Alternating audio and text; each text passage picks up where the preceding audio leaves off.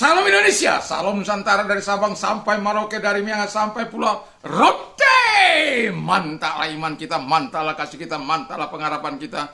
Tentunya dalam Yesus Kristus menjadi Tuhan dan Juru Selamat kita dan Juru Selamat dunia. Jangan katakan bahwa Yesus itu bukan Tuhan.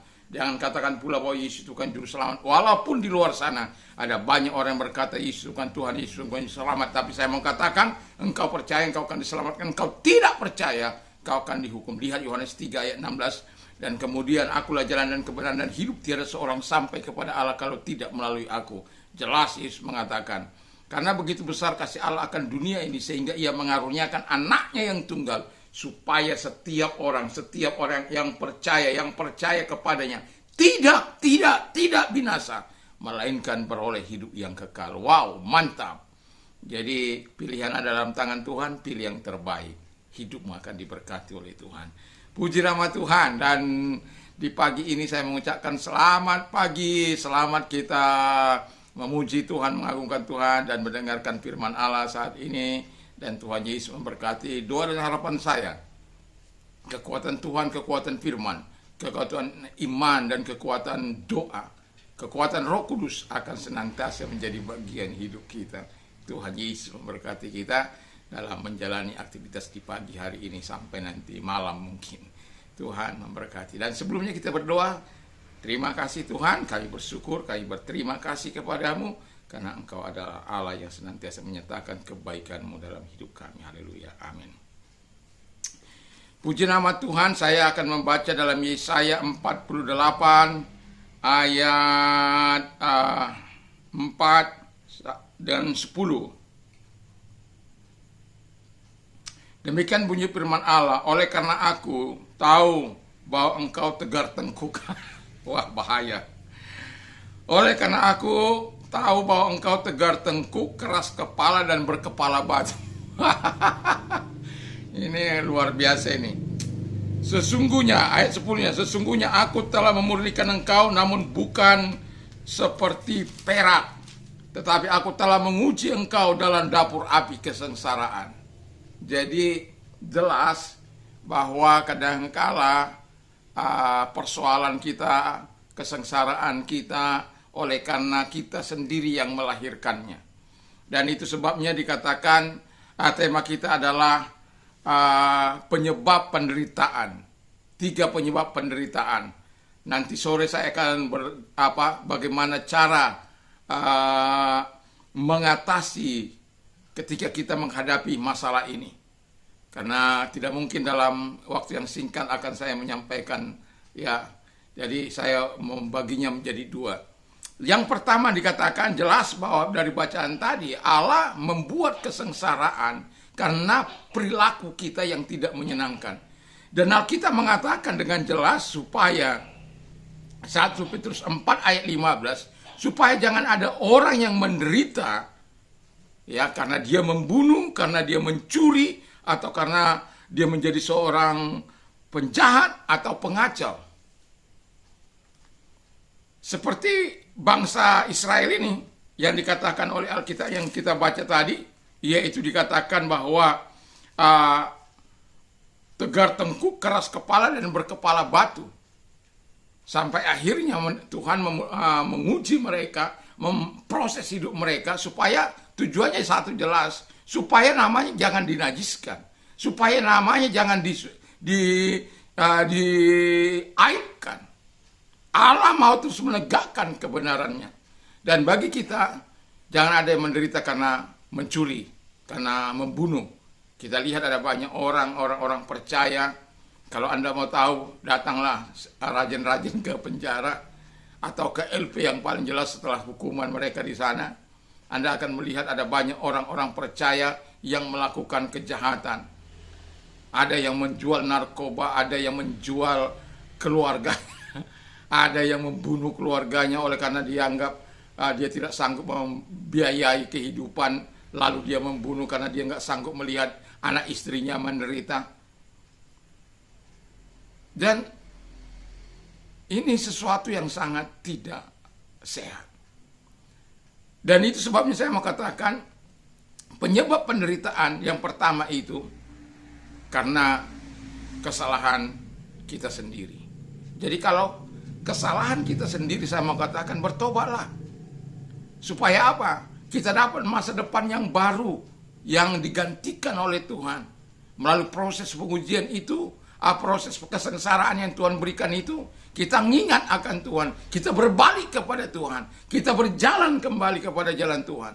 Walaupun resiko tetap harus kita tanggung. Kalau dia membunuh, tentu dia harus menghadapi hukumnya. Tetapi Tuhan memulihkan dia, Tuhan mengampuni dia, Tuhan memperbaiki kehidupannya, dan engkau menikmati segala kebaikan Tuhan.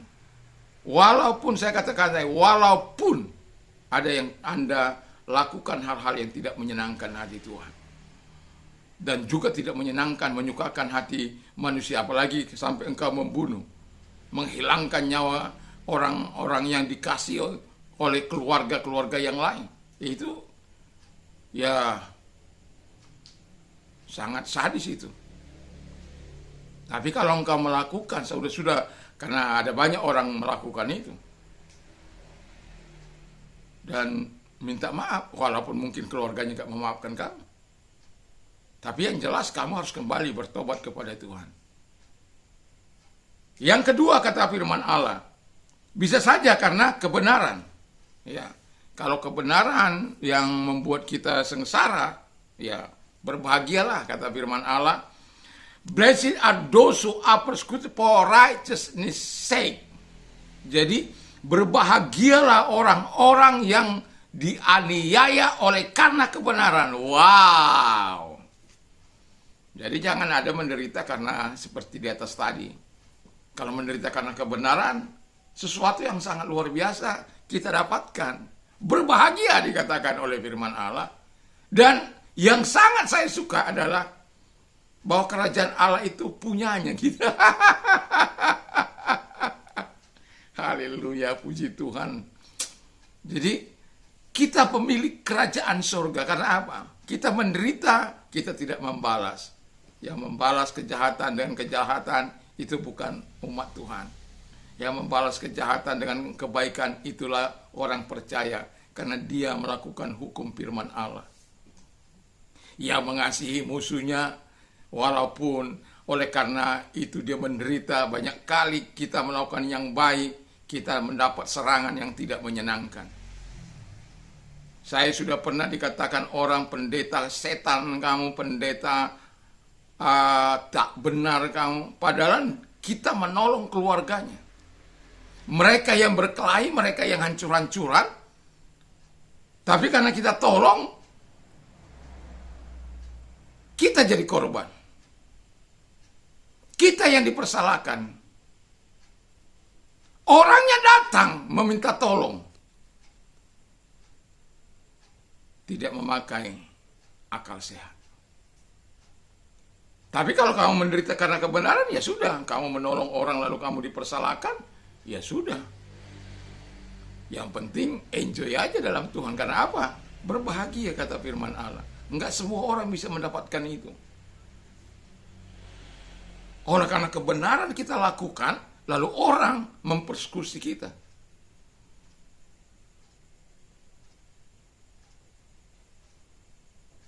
Seperti saya katakan, ketika terjadi kerusuhan, kita tidak melakukan apa-apa. Pedang di leher kita, paginya pisau di perut kita. Kejahatan saya adalah percaya kepada Yesus. Mereka anggap itu sebuah kejahatan karena berbeda dengan mereka.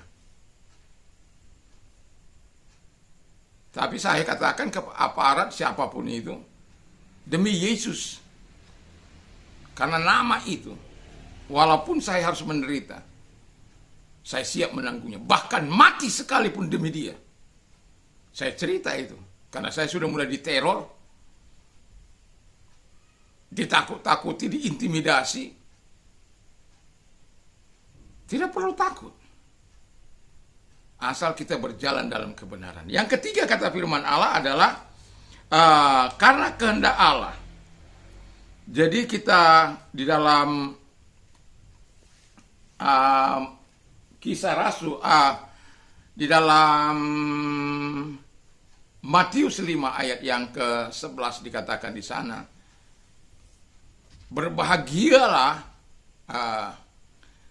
kamu karena kamu dianiaya, dicela, dan dikatakan segala hal-hal yang jahat atau difitnahkan segala hal-hal yang jahat karena kepentinganku, for my sake.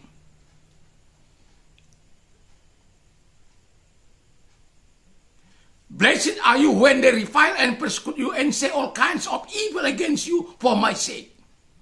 Jadi gak usah takut. Lalu ayat yang ke-12, 13-nya dikatakan, 12-nya dikatakan begini. Rejoice and be exceedingly glad. For great is your reward, dan besar upahnya. Bersukacitalah dan bergembiralah karena besar upahnya. Itu sesuatu yang sangat luar biasa. Jadi kalau karena kehendak Allah kita menderita, ingat, tadi yang pertama di ayat yang ke-11 dikatakan bahwa kita disebut berbahagia. Karena kita melakukan demi kepentingan Yesus. Jadi karena kehendak Tuhan, kehendak Allah, kehendak Sang Raja itu, kita mengalami hal yang tidak menyenangkan. Dipersekusikah, dianiayakah, ataupun apa namanya, diterorkah, tidak usah takut.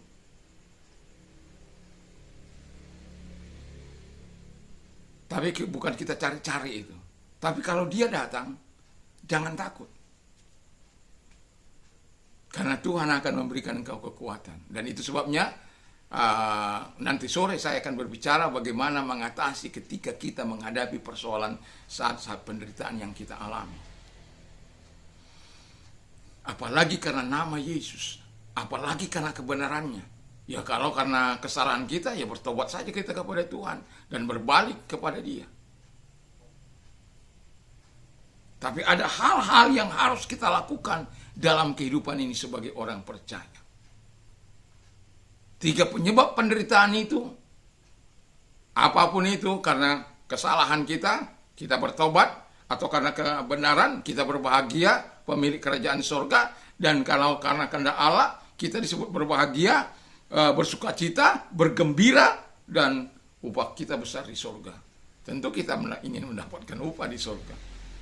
Dan itulah sebabnya Tuhan menyertai setiap orang yang setia untuk tetap tinggal bersama dengan Tuhan. Itu sebabnya setialah sampai mati. Jadi apapun yang kita alami, penderitaankah, maniskah, sukakah, dukakah, apapun itu, setialah sampai mati. Sampai kita bertemu muka dengan Tuhan. Mari kita tunduk kepala dan kita berdoa. Kalau karena kesalahan kami mengalami penderitaan dalam hidup ini yang harus kami tanggung, kami Tuhan ajak untuk bertobat.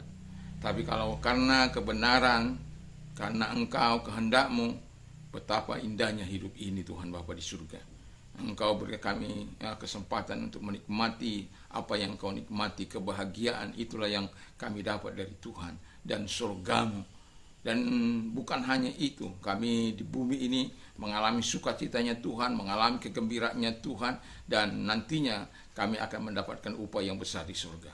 Terima kasih, sehingga kami tidak bersungut-sungut dalam menghadapi persoalan hidup ini, tidak marah kepada siapapun, karena kami tahu kalau itu dari kebenaran, Tuhan ada bermaksud indah bagi setiap kami. Terima kasih. Kalau Anda sakit, saya mau berdoa bagi Anda. Apapun sakitmu yang engkau hadapi, percayalah bahwa Tuhan tabib di atas segala tabib, Dia siap menyembuhkan engkau. Saya mengenal Dia. Saya sudah menikmati selama puluhan tahun mempercayai Dia sebagai Tuhan dan Juru Selamat. Dikala sakit, saya menumpangkan tangan atas diri saya sendiri. Dan Tuhan tidak pernah berdusta. Dan saya mau katakan, kehendak Tuhan kau sehat, kemauan Tuhan kau sehat. Kalau engkau orangnya, mari kita berdoa dan taruh tanganmu di tempat yang sakit, satu ke tangan kirimu dan tangan kananmu mengarah kepada Tuhan. Mari kita berdoa. Kami sepakat malam ini Tuhan dengan mereka-mereka yang sedang sakit. Kami perintahkan segala sakit penyakit yang mereka derita, apapun sakit penyakitnya. Engkau yang berkata apapun sakit penyakitnya, Engkau melenyapkan segala sakit penyakit itu dalam nama Yesus. Dan oleh bilur-birunya mereka disembuhkan oleh Tuhan. Oleh kuasanya mereka disembuhkan oleh Tuhan. Terima kasih Bapa di surga.